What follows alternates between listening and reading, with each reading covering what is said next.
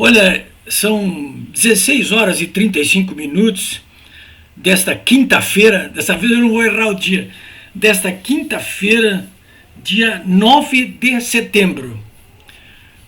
Eu resolvi falar com vocês aqui neste momento porque passei o dia todo recebendo mensagens, lendo muito, conversando muito a respeito desse segundo dia após 7 de setembro, né? E eu percebo que tem muita gente, inclusive conhecidos meus, que estão muito aflitos com aquilo que eles consideram a paralisia do presidente Bolsonaro diante dos acontecimentos. Olha, eu não penso bem assim. Eu ontem de noite, casualmente, estava examinando um documentário que está na Netflix. Eu quero recomendar para vocês, para quem não viu ainda. É o Winter on Fire. Inverno sobre o fogo. Winter on Fire. Olha, é um documentário esplêndido sobre o que aconteceu na Ucrânia. Queria achar aqui um documento, mas não consigo achar. Bom, o que aconteceu na Ucrânia 2015? Na Ucrânia aconteceu alguma coisa parecida com isso que está ocorrendo exatamente aqui no Brasil. Eu acho que vale a pena ver aqui, esse documentário aí. De uma certa forma, os ucranianos conseguiram repetir aquilo que fizeram os egípcios na Praça Tahrir, que se reuniram na praça ali. Tanto na Praça Tahrir, no Cairo, que deu início à Primavera Árabe, quanto na Praça Maidan, em Kiev, a capital da Ucrânia, o povo se reuniu em grande quantidade. Na Praça Tahrir, 2 milhões de egípcios chegaram a se reunir ali. E na Praça Maidan, houve momentos em que até mais de 1 milhão de pessoas estavam ali. Nos dois casos, o povo se reuniu na praça dia após dia. Eles não se afastaram da praça, hein? Claro que não era o tempo todo que tinha 1 milhão, 2 milhões, tinha até pouca gente. Depois foi indo, até que se alcançou grandes volumes de pessoas, né? E nos dois casos, eles estavam diante de um poder executivo, um presidente que estava claramente garroteando as liberdades públicas e contrariando as melhores aspirações do povo, no caso do Egito e no caso da Ucrânia. Lá no Egito eles ficaram 17 dias, até que derrubaram o presidente Hosni Mubarak, né? Que estava há 30 anos no poder. No caso da Ucrânia, foi muito mais longo, né? Porque as pessoas permaneceram ali em praça pública praticamente 4 meses, né? Esse documentário, Winter on Fire, da Netflix, ele vai mostrando assim em detalhes como é que as coisas foram acontecendo no dia a dia, né? A repressão em Kiev foi violentíssima, muito grande, morreu muita gente, inclusive. Mas o povo, principalmente os jovens, no começo foram jovens, muito jovens, né? Não arredavam o pé ali. Porque além do problema que ocorria em relação ao poder executivo, que estava garroteando as liberdades públicas, era um governo corrupto, e era, além disso, um governo pró-soviético. Vocês sabem que a Ucrânia era um dos entes da antiga União das Repúblicas Socialistas Soviéticas. E naquele momento ali na Ucrânia, em 2015, havia uma perspectiva de que a Ucrânia se alinhasse com a União Europeia, portanto se modernizasse, se tornasse um país com Estado democrático de direito e liberdade econômica, ou se alinhasse com esse regime opressor que existe hoje na Rússia, né? O povo queria a União Europeia, queria ser europeu. Eles iam para a praça pública e gritavam, queremos ser europeu. Bom, mas foi um processo. Foi longo no caso da Ucrânia, de Kiev, da Praça Maidan. Mais curto no caso da Primavera Árabe no Cairo. Mas eu acho isso tudo assim, muito semelhante com isso que está acontecendo no Brasil hoje. Porque o povo em grande número protestando. Agora, no dia 7, foram manifestações portentosas em todo o Brasil, jamais vistas antes. Impressionantes. Uma força descomunal de apoio ao governo. Ao contrário da Primavera Árabe, da Revolução Laranja na Ucrânia, que derrubaram o presidente, essa é de apoio ao presidente. Com que objetivo? Com o objetivo de que se remova essa maioria formada dentro do Supremo Tribunal Federal, que está garroteando as liberdades públicas e está impedindo que o Brasil seja uma Europa que se modernize economicamente, eu quero dizer. Estão impedindo a todo momento, promovendo inquéritos absolutamente ilegais, como esse inquérito que foi aberto pelo ministro Alexandre de Moraes por conta própria. Claro que foi homologado pelo Pleno do Supremo Tribunal Federal, mas nem isso remove a sua ilicitude. Prendendo gente, perseguindo pessoas, acossando toda a população que apoia o que está fazendo o governo Bolsonaro. A um ponto tal que nós já temos aí vários presos políticos, entre os quais o presidente nacional do PTB, Roberto Jefferson, o deputado carioca Daniel Silveira, e temos exilados já. Ora, vejam só, exilados. Por perseguição política, movida pelo Supremo Tribunal Federal. Não, hoje mesmo que eu estou falando com vocês aqui, quase 5 horas da tarde, acaba de pedir asilo ao governo do México um líder dos caminhoneiros, o Zé Trovão. E já está lá também um jornalista, o Oswaldo Eustáquio, que nem voltou. Ele foi primeiro na Corte Interamericana de Direitos Humanos na Costa Rica, movendo uma representação contra justamente o ministro Alexandre de Moraes. E de lá ele foi para o México, está lá, recebeu o Zé Trovão lá no México. Né? Ele nem quer voltar para cá porque ele já esteve preso ao mando do ministro Alexandre de Moraes e saiu em cadeira de rodas da prisão. Foi torturado na prisão. E ninguém responsabiliza o ministro Alexandre de Moraes por isto.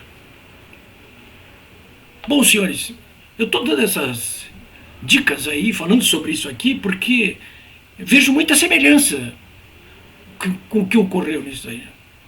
O que está acontecendo no Brasil é um processo político, que não vem de agora, não. Isso vem desde 2015, quando nós fomos às praças públicas aqui para exigir serviços de qualidade FIFA para a educação, serviços de qualidade FIFA para a saúde, para a infraestrutura. Depois depusemos a Dilma, seu governo corrupto e incompetente, e se prendeu o Lula e se elegeu o Bolsonaro, que não consegue levar adiante todos aqueles objetivos que o elegeram. Porque obstáculos estão sendo criados desde o primeiro dia do governo por um ente do mal, maléfico, que eu chamo que é o eixo do mal, que é constituído exatamente por quem? Por aquela velha política, os políticos e parlamentares e governantes corruptos, que sempre dominaram o poder, ou pelo menos desde que os militares saíram do governo, para se beneficiar, metendo a mão para valer nos cofres públicos, roubando, como ficou provado nos julgamentos do Mensalão e da Lava Jato. Então, esse aí é o braço político do eixo do mal, que tem também como braço político aliança com os próprios comunistas lulopetistas aí, que são tão corruptos quanto o outro. Uns são batedores de carteira, os outros são roubo com punhos de renda. São inimigos declarados desse governo aí, de nós. Porque nós não os queremos mais. O povo brasileiro demonstrou já, sobejamente agora de novo no dia 7, que quer governantes em todas as instâncias que não sejam corruptos, que combatam a corrupção, que façam o seu dever de casa. Esse é o núcleo político do eixo do mal. Mas temos também um núcleo econômico que é muito importante, que é constituído principalmente por empresários patrimonialistas, sobretudo empreiteiros, que desde 1500 vêm conseguindo obras e mais obras e serviços públicos, pegando o dinheiro que quiserem, através de alianças espúrias de conjugações, que ficou agora demonstrado, tanto no Mensalão quanto na Lava Jato. Essa gente está ali, aboletada, nos cofres do Banco do Brasil, do BNDES, da Caixa, estão enfiados lá dentro da Receita Federal, estavam, né, conseguindo benefícios fiscais para si e para os seus amigos, influenciando políticos corruptos no Congresso para fazer leis em seu benefício e contra os interesses do povo brasileiro. É isso aí. É esse braço econômico aí, que tem como seu ponta de lança a mídia corporativa, a mídia tradicional, a Rede Globo principalmente, mas também o Estadão, a Folha de São Paulo, a RBS, que estavam acostumados a mandar nesse país, a pegar por putas verbas publicitárias,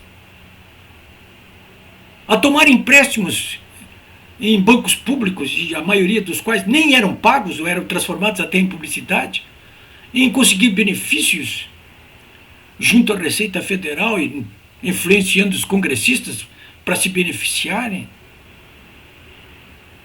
São eles aí.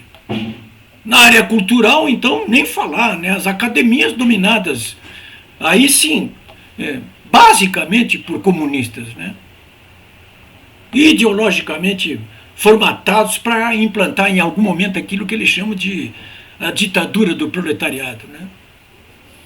E ainda nessa área cultural aí, ou educacional, eu incluo a maior parte dos chamados artistas brasileiros aí, que, como ficou claro agora, não consegue viver fora dos cofres públicos aí, do mecenas, da Lei Rouanet, né? Então é uma configuração que está ali, toda ela montada contra o governo Bolsonaro, e que vem agindo desde o primeiro momento. Vocês devem estar lembrados aí por essa escalada de ódio movida inicialmente dentro do Congresso Nacional, aí sob a liderança do Rodrigo Nhonho Maia, trancando tudo que é pauta para que o governo pudesse levar adiante todas as consignas defendidas em praça pública. E agora esse papel ocupado plenamente pela maioria formada dentro do Supremo Tribunal Federal, sob a liderança, sobretudo, dos ministros Barroso e Alexandre de Moraes. É essa a configuração aí. É isso aí. Quem dá combate a isso aí? Basicamente o presidente eleito pela maioria do povo brasileiro, que vem apelando para o apoio cada vez maior da população e vem recebendo esse tipo de apoio. Ele vem trabalhando passo a passo, porque os inimigos são numerosos, ricos, perigosos, implacáveis, traiçoeiros, hipócritas. É um jogo bruto.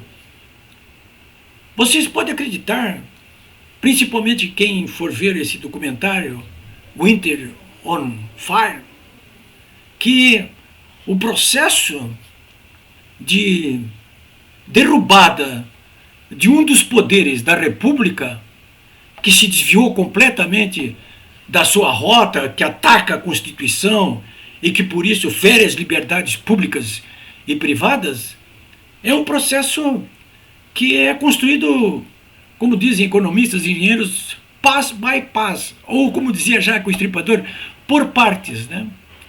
E nós estamos em pleno andamento desse processo aí. Não se pode exigir que o presidente agora, em função das manifestações do dia 7, de uma hora para outra, jogue fora das quatro linhas. Até há pouco uma pessoa me dizia assim, mas essa maioria formada dentro do Supremo está jogando na ilegalidade. Então, por que você tem que se comportar dentro da legalidade? Ora, porque se eu jogar Ou seja, me pareceu que o raciocínio mais correto foi o que eu desenvolvi, inclusive, como resposta, que é o seguinte: eu vou jogar dentro da legalidade contra o poder que está agindo dentro da ilegalidade até onde for possível. No momento em que eu não dispuser mais de mecanismos legais que possam eliminar a ilegalidade do outro poder, com certeza eu também agirei com ilegalidade, porque não terá outra alternativa. E o povo mesmo não aceitará outro tipo de alternativa. De modo que eu diria para vocês, como disse hoje o general Augusto Heleno, numa postagem exatamente sobre essa questão, que não devemos abandonar o presidente. Que achar que não adiantou nada o que foi feito no dia 7 e que não vai adiantar mais nada, quem pensa assim, como disse o general Heleno, e eu repito aqui porque acho que é verdadeiro, na verdade está tirando o apoio do presidente, que não tem nos traído. Pelo contrário. Pelo contrário. Quem pensa assim e age assim, retirando o apoio do presidente e não mantiver uma atitude ativa de apoio ao que ele vem fazendo e de confiança no que ele vem fazendo, é melhor então que vá logo para o outro lado, que vá apoiar de uma vez então o eixo do mal. Porque ao retirar esse estribo, ele vai estar fortalecendo exatamente o outro lado, que é o que ele quer. E nós não podemos concordar com isso aí. Não esqueça isso, isso aí é um processo. Nós não estamos perdendo esse jogo. Já conseguimos grandes avanços. E o que nós estamos vendo aí é uma mudança histórica.